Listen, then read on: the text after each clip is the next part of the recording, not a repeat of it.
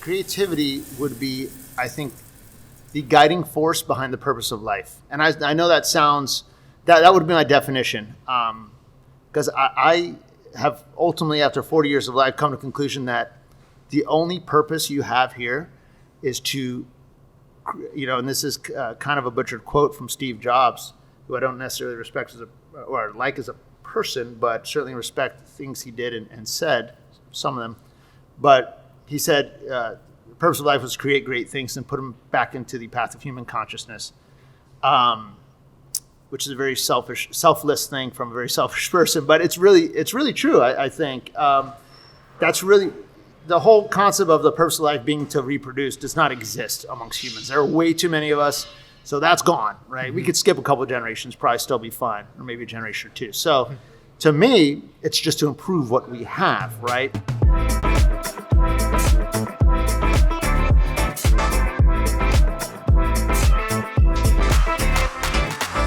Welcome back to Step Into The Sandbox.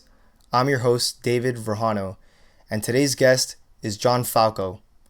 He's the owner and operator of Lincoln's Beard Brewing Company, as well as 2 other brew pubs here in South Florida. He's actually a former client of ours, and we actually have been friends for the past 5 years now, working and collaborating on projects for these different concepts. But all in all, we've just stayed in connection because we have similar humor, similar taste in creativity, and I think you guys will enjoy his journey from joining the Air Force early on in his life to actually picking up homebrewing as a hobby, and then eventually owning and operating these brew pubs and breweries here in South Florida. So I hope you guys have some takeaways and enjoy our conversation. So stay tuned. Yeah, let's do it, man. Let's do it. So usually the way I start this is I give the intro before any of this starts, but I give you an opportunity to introduce yourself, but I start with a few icebreaker questions. So we'll go through a few of them. We edit it out if it's not cool, but the first one I usually start with is, what'd you have for breakfast? Oh, shit. I never eat breakfast, dude. I wish there was some kind of epic self-help book rule for that. Yeah. Other than that, I just never have. I have a cup of coffee with a little bit of half and half, and that's it, dude. Nice. I never eat breakfast. But one thing I want to add to that is nothing to do with that question. It's that last time I saw you, you weren't engaged. Now you are engaged, so I just want a huge congratulations. Thank you. To you in person, even though obviously I congratulated you and obviously your lovely future bride. Thank you. Assuming she said yes, I guess. I mean, it would be awkward. I'm just kidding. The first thing she asked was do my parents know? He's like, yes. You did. You told her parents before, right? Yeah. Dope. Went all the traditional route. Yeah, that's all I got. So all right, let's break more ice, brother. Yeah. Actually, during the pandemic, one of the things that I've gotten more into is a lot of nostalgic collectibles that have had stored baseball cards, basketball cards, Pokemon cards, all that stuff. And it just started making me think of all the things people have collected or saved over the years. Is there anything that you still have or wish that you still had that you collected as a kid? Well, I definitely wish I still had my baseball cards because I'm sure. Well, I'm sure they'd be worth some level of money. But the one thing I do have that I collected as a kid, which is, I was a little bit of a weird kid, I guess, and I had weird things that I liked. One of those things I liked is actually super appropriate today, which is crystals and shit. I used to collect rocks and crystals, but even weirder, I don't have any of those yet left, but I also used to collect small pewter figurines. Small pewter figurines. And I still have, I think, one of them left, which is, I guess it's supposed to be Zeus. Okay. It's like a griffin on his side. It's the weirdest fucking thing, dude. But I kept it just to remind me of how weird I was as a kid. And I still think it's dope, by the way. Matter of fact, I should probably put it at Lincoln's Beard. If you had to pick a mascot to identify your life, I think people, whether it's an animal, whether it's a figurine, like you said, is there any, I would say spirit animal, let's say, dude, that you feel is represents you? Yeah, I don't know, man. Oh, God, it's a good question. You guys, you and Philip, when you started working on Lincoln's years ago, you asked me a similar question. You're like, what animal would you do? And I locked up. Yeah. And I think we ended up with dog or something. I don't know. I guess I guess I would, off the cuff, I don't know, maybe some kind of a tree-dwelling monkey. Because I feel like they're happy, they jump around, but really most of the time they just want to chill in the tree and not have anyone bother them. Yeah. But whenever they want to, they'll come down, fuck around, and monkey around. So I guess that'd probably be the closest thing. Also, close to normal human intelligence, but slightly lower, which would probably describe me. So that's actually perfect. Yeah, monkey, tree-dwelling monkey species. Not to be confused with a great ape. They're way too smart and coordinated. So now that we've monkeyed around with some icebreakers, I'll give you the opportunity to describe yourself to someone that has no idea who you are. Yeah, man. I would say I am a 40-year-old dude who probably feels like or wants to feel like he's a little younger, or at least acts like it. I don't lie. I'm a super genuine guy. I very straightforward. I try not to be rude, but sometimes being straightforward, I can come off that way. But no, I treat everyone respectfully and equally, whether they're cutting my lawn or the President of the United States. So that I'd say is really describes my mentality. I guess I'm a relatively confident guy. Constantly on a search to be happy, which sounds a little dark, but it's real. But wow, what else? Backstory, your parents, where are they from? Oh, yeah. Physical description, I'm very handsome, about 6'3", about 215, 4% body fat, for those who have never met me. Kind of striking resemblance to Brad Pitt, but more younger Brad Pitt. These cameras work on Yeah. Oh, shit. Can you vote and change my voice? No, So come from an Italian dad who was very Italian, from Queens, New York. First generation. His mother was born in. His mother was born in America. His father was from a little place called Rotondi, which is just east of Naples. It's kind of since no one from Rotondi is probably listening, it's kind of what I imagine to be a little bit of a redneck town, kind of east of Naples, Italy. And they came over and landed on the 4th of July on Ellis Island, 1910. So that's my pops, and he's a very Italian guy. So I kind of grew up in that Italian house. My mom is a little brown lady. She's great, incredibly hard worker. She's Salvadoran, Puerto Rican. She was born in San Salvador. So I like to think the moderate work ethic I got from her, and she's just an amazing person. Pretty much a lifelong hippie, which is awesome. So, and I guess the rest of my family is my sister, which is a crazy woman. Now I love her to death. We hated each other when we were young, but now we love each other a lot. And then my immediate family, of course, is my loving wife, Michelle, and my two kids, Natalie and Jack, who are 8 and 5 at the time. And thank God my daughter's like my wife and an angel, but my son is definitely like me. So that's fun. But he's great too. So yeah, man. So now that we have a little bit more of your backstory, could you tell people a little bit more of the backstory behind your work? Like, how did you get? We're sitting here in a new concept where you serve craft beer, you make pizza, you got into home brewing at some point, but take us further back to I guess back to your Air Force days. Yeah. So let's rock it. So really everything I do is guided by the principle that I have very, very little patience, and I get very bored. I like to, and we've talked about this in a very, appropriate for the podcast as well. I like to create things. I like to, I can't write music, and I'm a terrible artist. So that kind of just leaves bars, I guess. So, I was a decent high school student growing up in Miami, moved to North Carolina for a few years, followed my dad's job, came back to Miami, graduated from Sunset High School, and went to FIU, at the time, probably 40 to 50,000 of my closest friends, and commuted, worked in computers, loved computers. I did terrible in college. Did good my first semester, then did really, really bad. And I saw a girl in a blue uniform, and I'm like, what is that? And she's like, hey, it's the Air Force. Fast forward, graduate college, finally get my shit together. Graduate college, go into the Air Force as an intelligence guy. Did a bunch of fun stuff in the Air Force as an intelligence guy, mostly working with F-16s, and did some weapons development. Spent a little time doing intelligence work for the Army in Iraq. Then then came back and got a federal government job, which by all accounts on paper and according to my parents was a perfect job, right? Paid way too much like most government jobs, and had your ability to succeed with very little effort, like most government jobs, was definitely prominent. So, but I was not creating anything. There was no beginning or end to anything. It was all just one continuous email chain, basically. And I fucking loathed it. I hated it. So I just stopped. I quit when I was 36.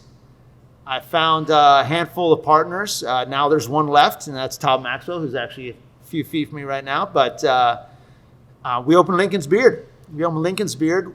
We had no idea what we were doing. None of us had bar experience whatsoever. Todd had a little bit of F&B experience and a lot of CFO experience in the hospitality world, which certainly helped. But it worked. It worked. Frankly, it blew up right off the beginning because we teamed up. Sounds like a shameless plug, but teamed up with David here and Philip, who run Beyond the Agency, fantastic agency. Obviously, they've grown fantastically since then. But we were both kind of brand new in the industries, and we did some really, really amazing. Well, you did some really, really amazing things on our behalf, and it was really, really just launched. It was crazy. We couldn't handle it. That kept going for a few years, and eventually had some partner issues. Todd and I left there, went to start Strange Beast, got into food games. So brew pub out there, pizzeria, started making some Neapolitan style pizzas. Really big success, very tiny concept. Awesome concept. David did the initial branding for that as well, or you, I should say, did the initial branding for that as well. Also, the folks from Freaks Design, who you may or may not have talked about or two on this podcast. You should if you haven't. Definitely going to bring them on soon. Yeah, they're just a couple ladies that are just incredibly, kind of stupidly talented. So then we said, screw it, let's do it again. Well, we went back and bought out Lincoln's Beard, key point. Then we said, screw it, let's do it again. And we started building out the spot we're sitting in now. COVID and multiple other things slowed that down. But today is actually the opening day. So really, really nailed this podcast time inadvertently. So that kind of sits where we are now. And it's really nice. I wake up every day and there's fires. And sometimes I wake up at 3 a.m. to go try to unfuck cold rooms and whatnot. But everyone's got a common goal. We're creating things. We're making people happy. And outside of the common goal thing, I really never had that in the government. The closest thing as far as mentality and camaraderie goes is the time I spent in Korea and, frankly, the time I spent in Iraq, which just had a clear mission, a clear goal. And that's kind of where we're at now. We're sitting in Maxwell Bros, which is our latest concept and probably our second to last concept, which is based on Todd's family and about 150 years of what they did in Ohio. And that's kind of the rundown of me and my professional life. Yeah, man.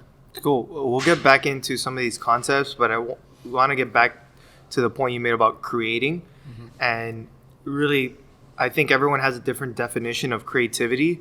So if there's, a couple sentences or a thought that you have as to what you define as creativity, what would that be? Yeah, I if I had to write a dictionary,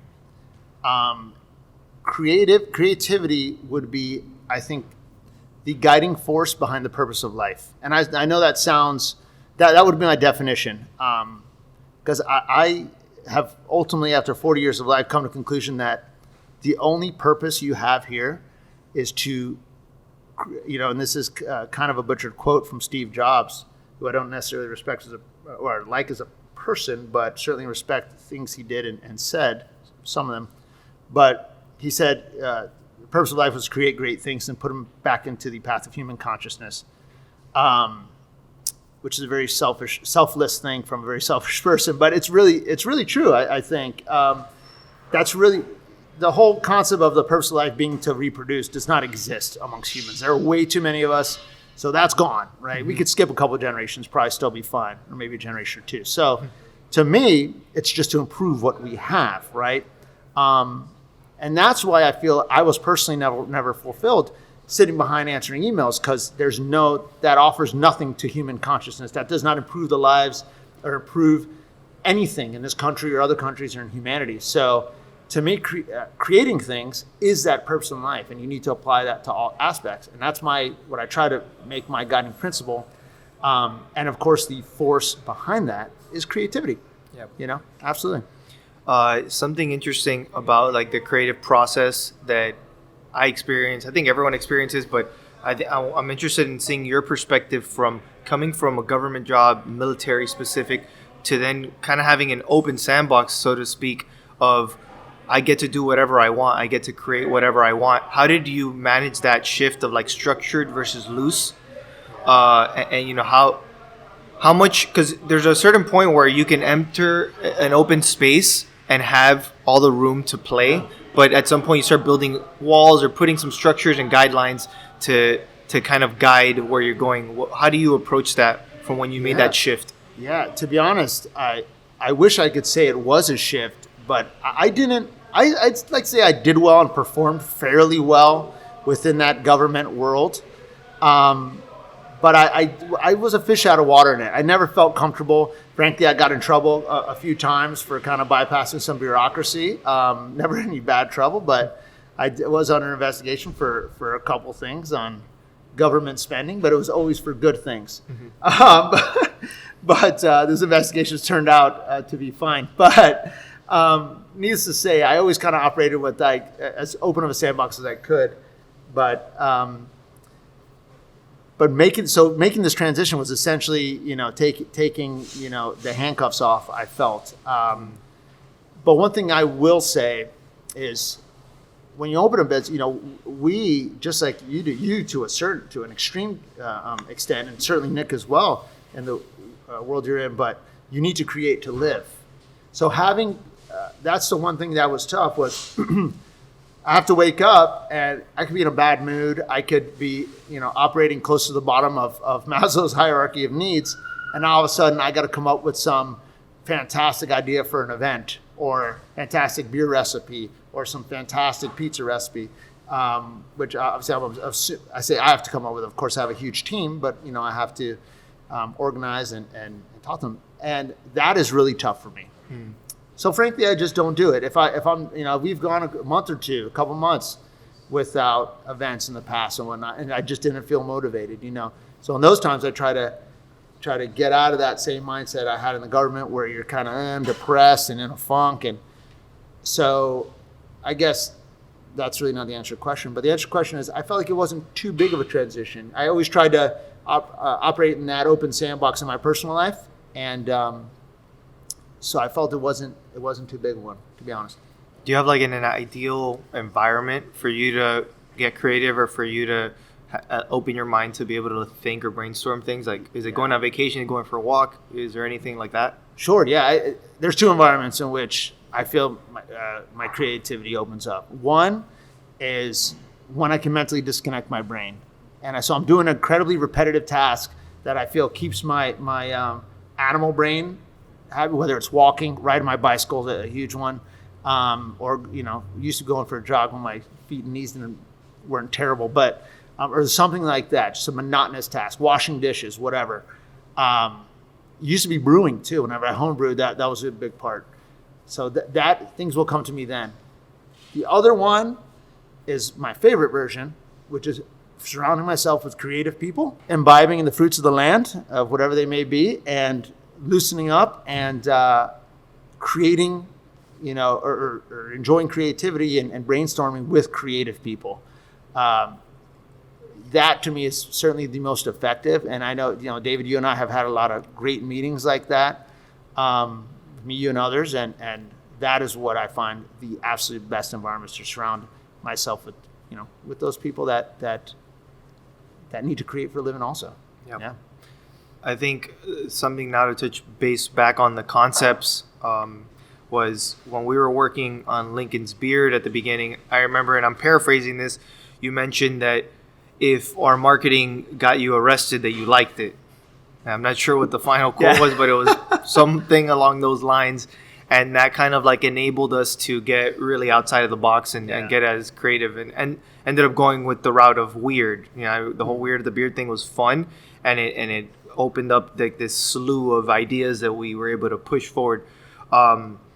how did you navigate, like when we came to you with that concept, like what was your initial thought to how to, implement that to your brand, and then how to manifest that in the actual location, and how, you run it day to day? Yeah, I mean, the thought was, I absolutely loved it. I don't think we changed it at all, or any concept of it that I could remember. Maybe a font or something down the line, but I loved it. I felt like it spoke exactly what I wanted as a brand, and you guys knew that. I mean, you guys are talented dudes, but so that to me was awesome. And if anything, it was, yeah, I mean, I felt like the brand didn't really have an identity then. It was just kind of this, at the time, a very cliche spot with kind of monotone walls, and we had little to no artwork. There was little to no murals. Actually, no murals. We had, the quintessential lighting fixtures, the quintessential wall with, what is that called, pallets and all that stuff, right? Now it looks totally different. There's still some aspects of that sticking around. But so what that did to me was wake me up, and I think wake the staff up on, oh shit, okay, this is us. That is us. So now we have a guiding principle that you guys provided to us that we were able to drive the brand behind, from every mural to every event to every font to every, and of course, obviously you were doing even the day-to-day shit back then, to every post, so that's what was liberating to me. And that's and whenever I talk to someone, proper marketing, as you know, is not cheap, right?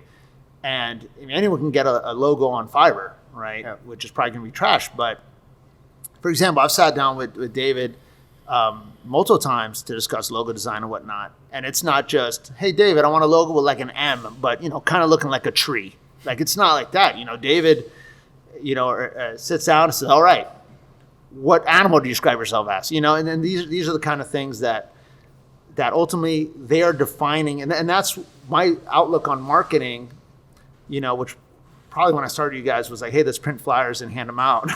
But it's totally changed. Really, marketing's, branding is really a much better word, because now, what it does is it gives the individual a guiding principle for them to make decisions on. And that is so damn critical and so vital. Yeah.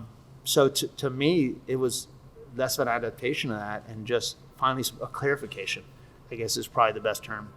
Yeah. I think the next phase I wanted to get into is collaboration, and how like creativity through collaboration is really important.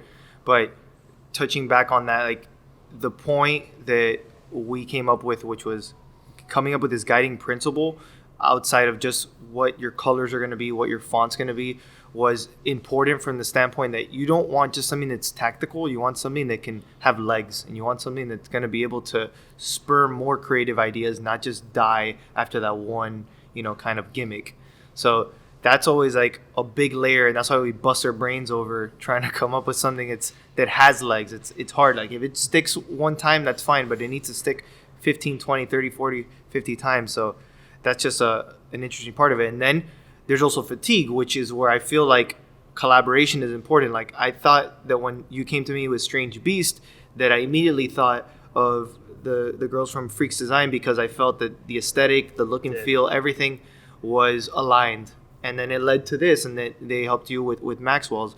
And I think collaboration and like empowering other creatives is part of that. How do you feel about that concept, and how have you navigated the different collaborations you've done with artists and brewers? Yeah, what you just said is so spot on, and that reminds you of one of the most important things I think you ever told me, that you and Philip told me, which was the difference between a story and a narrative. And I might be butchering this vernacular here, but story is hey, listen, I'm from Miami, and I started homebrewing in my garage, and now I'm here. Thank you for enjoying my beer. There's an end to that. It's finite. It's boring, and frankly, other than that's cool, no one really gives a shit. Mm-hmm. Versus a narrative, which is the beginning of a story, and essentially, and you could probably describe this a lot better, but just as someone who's worked with you, how I remember taking what you told me was, it's something that people can actually subscribe to. They can jump into that story, if you will, into that narrative, and that was like a absolutely mind blowing to me. Like forget about the story. Let's start focusing on that narrative, and that to me is what really drove that home. But wow, I just lost track of the question. What was the question? It was mostly about how have you navigated collaborations with different partners, whether it's an artist, an agency, a brewer. Sure. Yeah, we do tons of collaborations. We it's so important. And what I have found before I got in, what I found out how I thought we were going to navigate these things is, we were all sitting in this smoky room. Obviously on my mind back then was only brewery collaboration. We'd sit in a smoky room and we'd come up with a recipe together and all this. And what I found is, at least with brewery collaborations, is it's not necessarily that. What it is both individuals or both organizations, they show up and they bring what they are good at. It's less of, hey, let's all get together and be this one cohesive army unit. And it's more of like Lord of the Rings, Fellowship of the Rings. Like, we're all going to show up. Hey, dude, I'm the short dude with an axe and I'm really strong. Mm-hmm. Oh, hey, dude, I'm the elf and I have this chainmail. Like, so we're all going to bring what we're really good at. And in the end, everyone walks away from that collaboration, if you did it properly, knowing a little bit more about what they do. Mm-hmm. So I do let's say I do it, which is coming soon. We do a pizza collaboration with Jay with Tacos and Tattoos. And he shows us, let's just say, how he cooks his carnitas and this technique that we've never seen or whatever. Now, all of a sudden, every time we shred, a roasted meat in the future and fry it, we're probably going to utilize a little bit of that technique. Same way, Doug over here, who's our head chef, and he's at the bar over there. He may show them, these tortilla guys, hey, this is how we bake off some bread. These are some methods we do. These are some methods where, because obviously we're baking leavened bread versus tortillas. These are some things we do that may introduce them. They might rock a torta next time and use that technique. So, and in beer, that's huge. Creativity, that's huge. So that to me is my mindset for collaborations. But that only works if everyone involved is not protected. Mm-hmm. Which I really have never run into that to protect. If I ever ask someone about one of their beers and they go, it's a secret, I just don't collaborate with those people, to be honest with you. It's just too much work. Yeah. I'm more on the side of, I want partners that are going to be transparent and authentic and bring their full true selves to the table when it comes to creativity. Because if not, then, you're just going to keep running into brick walls with that. But you're exactly right. Moving on, before we move on to some lessons you've learned, I wanted to touch base back on the extension of the brand and the creativity, which was the events. The events were really a big thing and are still a big thing at Lincoln's Beard. Obviously, this year the pandemic has shifted things, and we'll touch base on that. But the idea of bringing events that actually manifested the weird at the Beard was probably some of the funnest times we had. I think one of the biggest ones, so people who are listening and don't have any fucking idea of what it was, it's the Don't Be Jelly Fest is probably up there, where we would bring all the other breweries to come and have a peanut butter and jelly eating competition, come dressed in full wrestling garb and be announced, and come introduced with music and everything, and an entire crowd. How did you, obviously it was a collaboration there, but talk a little bit more about those events and how that kind of brought to life the Weird at the Beard environment. Yeah, is that fun? Or was fun. Will be fun. Let's go to the future. Yeah, events are our bread and butter.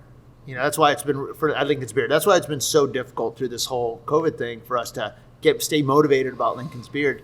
But yeah, we have 4 main events every year. We have the crawfish boil, which is what it is. We make a lot of crawfish and folks eat it, and it's awesome. We have our anniversary, which kind of is what it is, which is we tend to call it Swayze Palooza, which is always a fun event, but it's kind of beer centric. But the 2 events that I think really codify or really exemplify, Weird at the Beard are absolutely Pre-Noche Buena, which is if you walk into Rest in Peace Santa Susana Forest and you're like, man, shit is weird here. Look at off-brand Mickey Mouse dressed as Santa. What the hell? Imagine that, but done really well and intentionally, with a lot of booze and great food and great partners and great marketing, and Martha Miami, who's insane and I love her, driving the whole train. amazing. Yeah. And it is just, it's great. Last time we had a drunk Abraham Lincoln and a Santa dancing around doing a dance fight. It's crazy. We had a donkey one year. It's just crazy. Yeah. We had snowed in there. It's just nuts. And unfortunately, we were actually planning it for this year, but then canceled with the COVID spike. But the other one, which is probably, I don't know, I probably like Noche Buena is probably my favorite event just because I can kind of relax a little bit. Whereas PB&J Fest, I'm a host, but it's by far the best food and beverage industry event down here. Certainly the biggest one. And as far as I'm not talking about some food festival. I could give a shit about that. It's great and all that. But I'm talking about just where we could actually get together and serve ourselves, not someone else, and just have fun. Yeah. And it's wild, man. It's wild. And it so exemplifies the brand. It's incredibly transparent. Everyone's bashing each other. At the heart of it, it's a peanut butter and jelly eating contest. But frankly, no one really cares about the peanut butter and jelly eating contest. Yeah. It has great branding that's done by David here every single year. He hops on. David tends to hop on for a couple things, PB&J Fest and for Noche Buena, but and everyone dresses as essentially wrestlers or weird characters, and everyone's in character the whole time, to include myself and Alex Vire, the host. And we have videography every year done by Waco and from Sunstruck Studios, who's incredible, and it's just really, it's taken very, very seriously, but at the same time, it's intentionally a joke. It's really hard to explain. I guess the closest thing would be professional wrestling. You know, it's just wild. It's just wild, and it really exemplifies exactly what you said. That weird at the beard, you know, which has always been just kind of, hey, come as you are. Really come as you are, no matter. You could be a homeless. Like we've had homeless dudes come in there, and we've had congressmen and congresswomen come in there, and celebrities. So it's and you know, no one gets preferential treatment. But that really exemplifies kind of who we are. Yeah, absolutely. I mean, the entire mantra, or at least the guiding light, was always about Lincoln's beard is that weird friend who's as comforting as family. And so it always had to kind of tie back to that. And we just wanted to create an environment where as people walked in, they felt like they could let their hair down and be as weird and peculiar and, you know, their true selves again. Mm-hmm. So that definitely helped out. But moving forward to the next part, which is more about like the lessons you've learned from this industry. We'll talk about COVID in a minute because there's a bunch of lessons learned this year. But what have you learned in the past 5 years of doing this that you feel is like maybe you would tell yourself 5 years ago you wish you would have told yourself or 10 years ago? So the number one thing by far, not even close. If you had asked me this a year and a half, I probably would have had a different answer. But damn if I would have been wrong. Is patience. You need to have patience. If you introduce a new food item and it doesn't sell well the first week, give it another 6 weeks. If you have an event and it doesn't do well, did you do it right? If you did it right and you believed in it hard and it really matched your brand, do it again. Keep doing it. Have patience and stay within your value structure and stay creative, and things will work out. I feel like that applies to just about any business, but so you know, if you just have patience, just wait and let things play out. That's one thing I'll say. We as business owners and as you know, my staff here, my leadership, we monitor everything every single day. We look at data, we all that. So it's very easy for us to not be patient. But you know, if you think about from the customer's perspective, think about your favorite restaurant. Like, I could sit here and say, you know, L'Agnai, right? L'Agnai in Little Havana there, which is one of my favorite restaurants. It's my favorite restaurant. I'm certainly not a regular there, but I'd probably go like once every 3 months. Mm-hmm. You know, so if you look at it from the customer's perspective, hell, if that's not a lot of patience, you know. So that's certainly the first thing. The second thing is kind of tied to that, but it's just be genuine and stay within your structure. You know, if you don't want to have chicken wings at your pizzeria, don't have fucking chicken wings. I don't care if everyone says you need chicken wings. Yep. I don't care if everyone on your staff says we want to have chicken wings.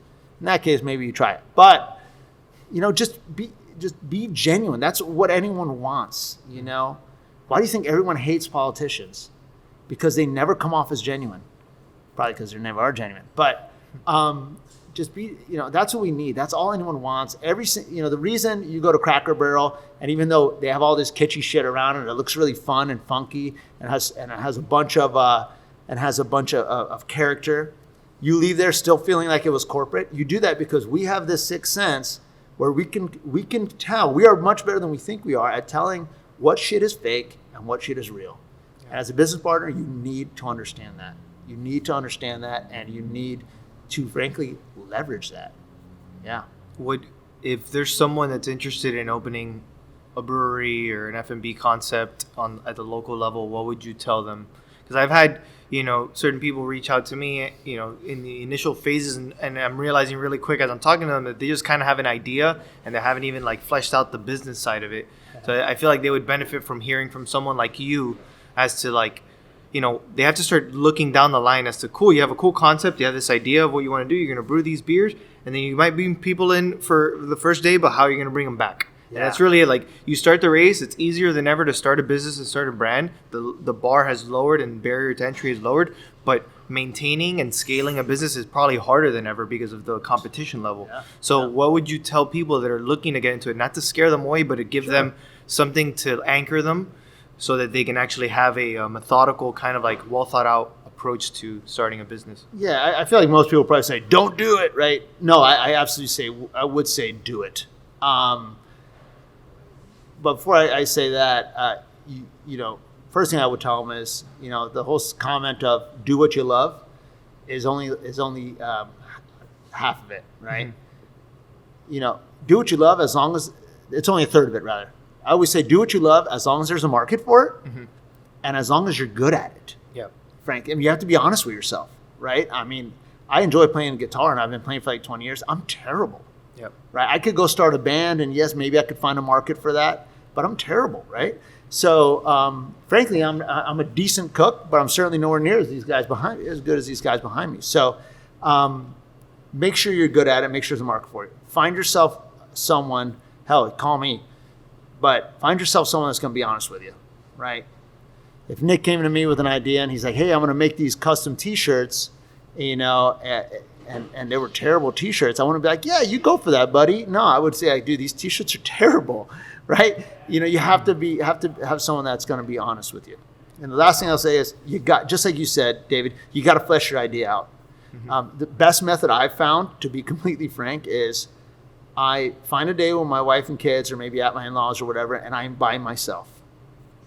Get away from my phone, and I have generally like 4 or 5 whiskeys, and I keep the glass wet, and I sit down and I write everything into a Word document. Literally, I don't stop. I don't care about punctuation. I don't care. I just write everything down. Everything about that business or what you want to do, just write it all down. Last time I did this, it was 9 pages of writing. That was Strange Beast, right? Then take a few days, sit down sober, and edit it, and you just have your narrative for your business plan. Add financials, and now you have a quality business plan. Take that business plan, again, find someone in the industry that knows what they're doing, and don't ask them what they think. Ask them, if they had money, would they invest in this? And why not? Mm-hmm. And they're going to give you hopefully a proper answer. So you got to flesh your idea out. You got to be honest with yourself whether you're good at it or not. Those are the big things. That being said, food and beverage is the best industry I've ever worked in. I did a little bit of construction when I was young. Obviously, I was in the government for many years. Food and beverage is incredible. The camaraderie in this industry is incredible. It's incredible, and it's a lot of hard work. But any job done right is a lot of hard work. So, none of us are morning people, which is nice. So yeah. So, and then kind of to cap off the whole like lessons learned, I think it's tough to not talk about this year and the lessons and like the trials and tribulations that we're all going through the pandemic. What has been, and I feel like everyone's had like their own like going into a cave and kind of like thinking things through. You have had more time to be at home, more time to be around family. What have you learned that you didn't know about yourself, that you didn't know about your business, that you felt, or like how has the constraints also helped you creatively? Yeah. Wow. That's a tough question. I don't know if it has helped me creatively, except for forced creativity. Yeah. Holy shit, we could only do takeout. Let's figure out how to make this kind of cool, right? It's essentially eliminated the guest experience, which is our bread and butter. Luckily, for two reasons. These are probably the two things, or the one thing I learned, or happy for. There's one thing I learned and one thing I'm happy for. One thing I've learned is, luckily, having to-go beer and having a product like pizza, which is just kind of inherently a good takeout and to-go product, we lucked out. But the other thing that I'm very happy for is that we have always, 100%, our focus has always been on people within 5 miles of our location. That's our regulars. That's it. If you live in that neighborhood, you're our focus.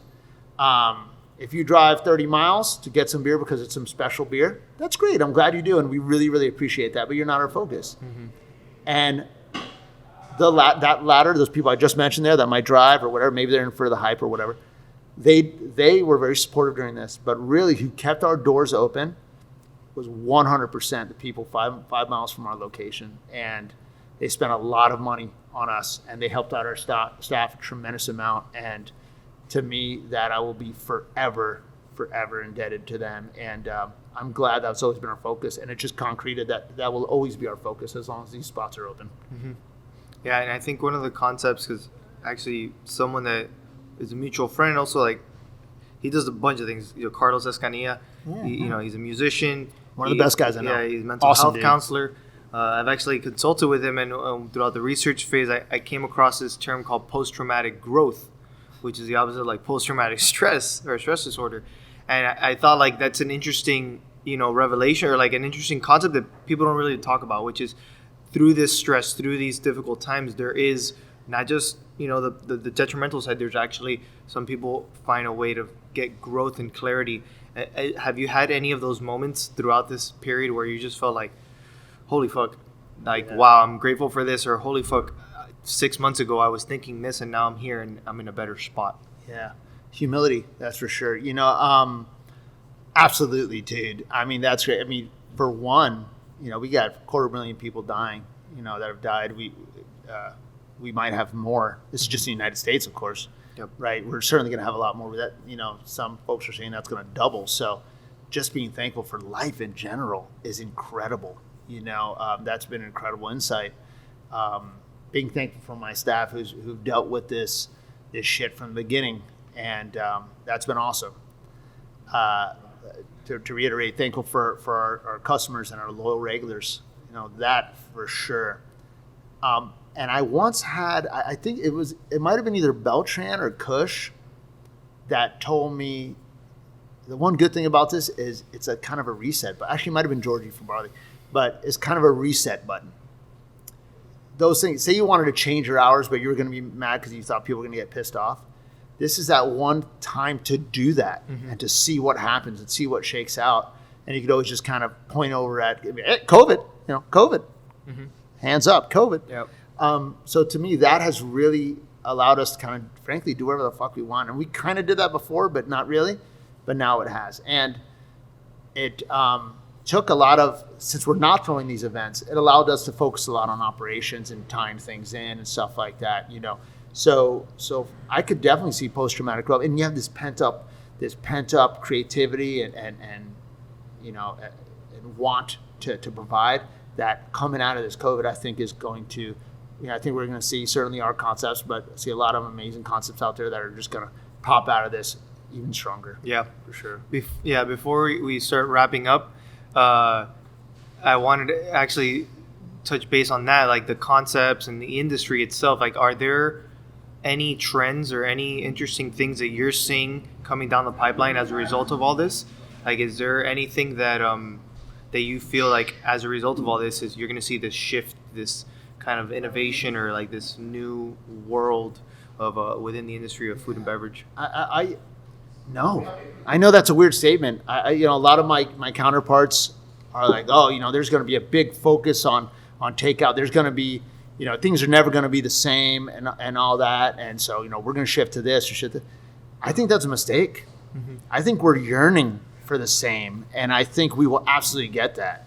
There's an incredibly yes, it kills less than 1% of people, but it's damn deadly. And a lot of folks don't necessarily, not that we don't care, but we kind of turn a blind eye to that. Just we're willing to potentially get sick just because we want normal back. We want sane back. So once we get on the other side of this COVID, I think it's going to come right back. So I am frankly not going to change my operations at all. So I don't really think there's, now the one thing I will say, unfortunately, is a lot of places are closing down. A lot of places are closing down. A lot of places are getting beat up. We might see some shifts on the corporate side, consolidation stuff, which we're already seeing. So we might see that on the back end of this. Just like we had a reset, now they could look at their shareholders and be like, yeah, we're going to consolidate, we're going to shrink. We might claim bankruptcy, to restructure because, hey, COVID. So we might see them taking advantage of that. The corporate folks, not that we care about those, but I think for local spots, you're just going to see a lot of everyone kind of going back to normal, going back to normal. Everyone's cash flow is, unless you're a to-go business, everyone's cash flow has been crushed. Tough. So we'll probably not see much growth on the back end of this for a short period of time. But I think we're going to kind of go back to how we were, frankly. There's going to be a huge governmental focus on pandemics, that's for sure, as there should be, as there should have been also. But yeah, I think for F&B, we're going to go back to the same. Or maybe that's just wishful thinking. Yeah. So to wrap up, what's next for you? You're definitely, today's actually the first soft opening day for Maxwell's. I don't know if you have any plans beyond Maxwell or any projects you're working on that you want to share. Yeah, sure. I think there's probably 3 projects in some way, shape, or form that we're working on. For the next year or so, I am just going to enjoy what we have done, frankly. Try to enjoy these spots, try to create growth potential for my staff, make sure they're taken care of. Obviously, their cash flow has been crushed as well, so get healthy again for this next year. The next concept that we've already inked a lease on is going to be Ludlam, which is going to be part of the Ludlam Trail. We're going to be the first bar concept on that. We're going to have a pizzeria there as well. We're going full liquor. That'll be our first soiree into that, which we're very excited about. That is probably going to be called The Thorn, which is going to be a really fun thing, and you'll probably be working on that if you're willing, as first mentioned. But the other 2 things that are just concepts, creative concepts right now. One, I really want to do a dive bar at some point in time, full liquor, hole-in-the-wall dive bar with a woman's name, because I think dive bars are inherently masculine, and I think it'd be really, really fun to have a dive bar with a woman's name. 2, I know it sounds random, but that's just how my brain works. 2, or the second concept is cannabis. I want to get into the cannabis arena. Florida has not been very friendly to small businesses. To not be very friendly is an understatement. If you're not big and incredibly wealthy in a large company, you're not going to be in cannabis in Florida, and it's horse shit. But once it is federally decriminalized and we can reach around the country, and once it is legal here in the state of Florida, which will certainly happen no later than 2022, when it'll be on the ballot, probably, I want to get into that. I wanted to get into, and I have some concepts there that I'm already kind of working on, doing some research on. So that'll probably be after Thorn. So that's where we're at now, man. Nice. What about life goals outside of working? Oh shit, retire. That's what I want to do. Buy a small cabin in Montana and escape. So sounds good. Yeah. I'll invite you boys out there. Nick, we'll bring our guns, man. Do it. Any books or shows you've been watching recently that you feel like you want to share that is worth watching or reading? Yeah, dude. So what am I love having read books, but I hate reading books. I know it's bad. So I tend to focus on audiobooks. Revisionist History is a podcast by, he's my favorite author and I forgot his name. That's how much I hate reading. Help me out, Nick. Outliers? Malcolm Gladwell. Malcolm Gladwell. Jesus. So Malcolm Gladwell's latest podcast, Revisionist History, is fantastic. I encourage everyone to listen to it. That's one thing I've been listening to. Shows. I've been watching Queen's Gambit, which is kind of boring. Frank, I know I just feel like the character she's trying to portray is very hard for her to portray, even though she's a great actress. But obviously, Yeah, she's a Miami girl. I know, it's awesome. Yep. Which is freaking great. But Mandalorian, of course, like most other humans, catching that. That's it's okay. I think it could be better, but it's been pretty good. What the hell's my? Oh, dude, best thing I've watched recently is We Are the Champions. The cheese rolling, the pepper eating. Oh wow, it's yeah. amazing. That's what I want I to haven't do. watched Actually, that. to answer your previous question, I want to rent a car, take my car, drive around the country, going to obscure championships. That's what I want to do. That's actually would be really fun. And I know that you have a podcast yourself that you've been running. I don't know if you want to plug that so that people Sure. can follow you, give them a little background on it. Yeah. It is in no way as professionally done as anything that David has here or anything Nick works on over there. But it's fun, and it's a great way for me to keep up with an old buddy that I was in intelligence with. It is called Redacted Gentlemen. And we discuss everything from aliens to hot dogs. So Nick and I were just talking about this earlier. So we're probably going to do a small Instagram follow-up to our last sandwich episode. Our hot dog a sandwich episode, which just dropped, to clarify some things through popular demand. But yeah, that's it. Redacted Gentlemen. It's on Spotify. It might be on Apple. I don't know. But it's we are on Instagram, all that shit. Yeah. Is there anywhere that you'd like people to follow you or any of your concepts? Yeah, man. All accounts. So I'm Falco Hates Money on Instagram. Check me out. If you have any questions or opening a restaurant or that, I'm an open book, and I love talking to people. Also, Lincoln's Beard Brewing on Instagram. Maxwell Bros Beer, BROS Beer on Instagram, and Strange Beast Beer on Instagram. Those are all three we have right now, and we'll have for a while. So that's where we're at, man. Awesome. Yeah, that wraps it up, man. David, appreciate the time, Thank you, dude. man. Thank you, Nick, for helping out. Petey, as always, Petey here. The dog is the real hero, the Super real chiller. MVP. So, cheers. Salute.